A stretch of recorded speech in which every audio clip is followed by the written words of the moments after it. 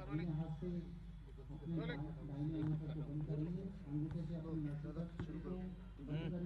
अंतर्राष्ट्रीय योग दिवस है और प्रधानमंत्री जी ने जिस तरह से 8 साल पहले जिस शुरुआत करी थी 2014 में, किस तरह से आज ये योग जो है पूरे अंतर्राष्ट्रीय स्तर पर अपनी ख्याति बना चुका है, क्या कहते हैं? अंतर्राष्ट्रीय योग दिवस पे सभी को बधाई।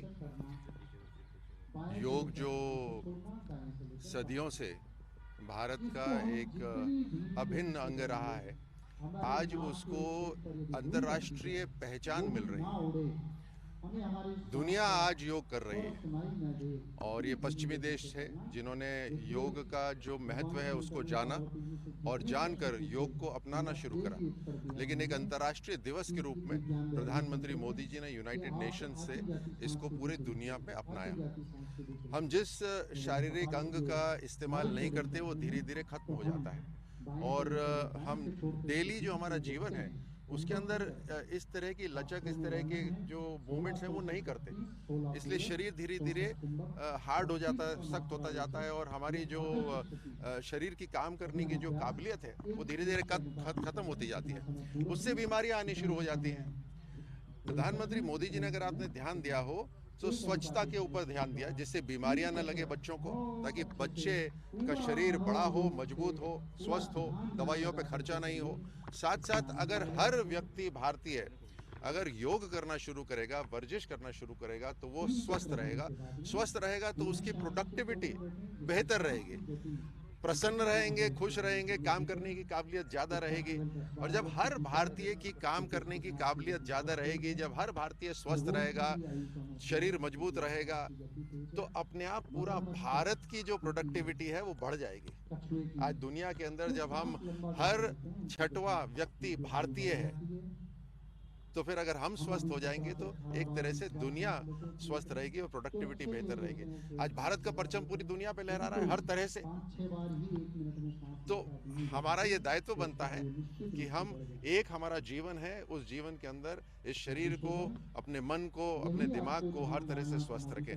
आज अनेक शहरों के अंदर अंतर्राष्ट्रीय योग दिवस मनाया जा रहा है। मैं आप सभी को, आयोजकों को धन्यवाद देना चाहता हूं और सभी जो योग करते हैं उन्हें बहुत बहुत आगे के लिए शुभकामनाएं देना चाहता हूं और धन्यवाद देना चाहता हूं। सर, मोदी जी आज न्यूयॉर्क में हैं और अमेरिका में भी योग बहुत बड़े चार्ज किया जा रहा है। इस तरह से देखते हैं कि आज महाशक्ति जिसे हम कहते हैं वो भी योग कर रही है, और ये हमारे लिए, भारत के लिए गौरव की बात है। प्रधानमंत्री मोदी जी का जो व्यक्तित्व है, जो इनकी पर्सनालिटी है और जिस तरह से वो एक मजबूत राष्ट्र तैयार कर रहे हैं भारत को, वो दुनिया पहचान रही है, समझ रही है और उसको सलाम भी कर रही है। आज दुनिया के सर्वश्रेष्ठ सबसे मजबूत राष्ट्रों में भारत को माना जा रहा है। आज जब दुनिया निर्णय लेती है तो उसमें भारत का ओपिनियन, भारत का निर्णय बहुत महत्वपूर्ण हो जाता है। आज भारत के प्रधानमंत्री जी अमेरिका की भूमि पर होंगे और वहां पर दूसरी बार जॉइंट सेशन ऑफ कांग्रेस को, जॉइंट सेशन ऑफ उनका पार्लियामेंट को वो एड्रेस करेंगे। ऐसे बहुत ही कम लोग हैं दुनिया के अंदर जिनको अमेरिका ने 2 बार जॉइंट सेशन उनका एड्रेस करने की एक अनुभव हो, उनका आमंत्रित हो। ये भारत के लिए, भारत के प्रधानमंत्री को जो आमंत्रित करा है, ये हमारे लिए बड़े गर्व की बात है। और ये भी बात तय है, जैसे मैंने शुरू में कहा कि हर निर्णय दुनिया का, उसके अंदर भारत का निर्णय बहुत महत्वपूर्ण है। भारत की पोजीशन अब बहुत मजबूत हो गई। कांग्रेस का ये कहना है कि मणिपुर चल रहा है और प्रधानमंत्री यहाँ से चले गए।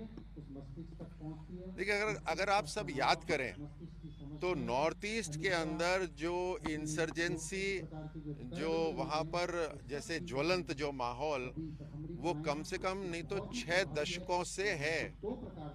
ये तो प्रधानमंत्री मोदी और मोदी सरकार का कमाल रहा है कि काफी हद तक जो नॉर्थ ईस्ट है वो बिल्कुल शांतिपूर्ण हो गया है।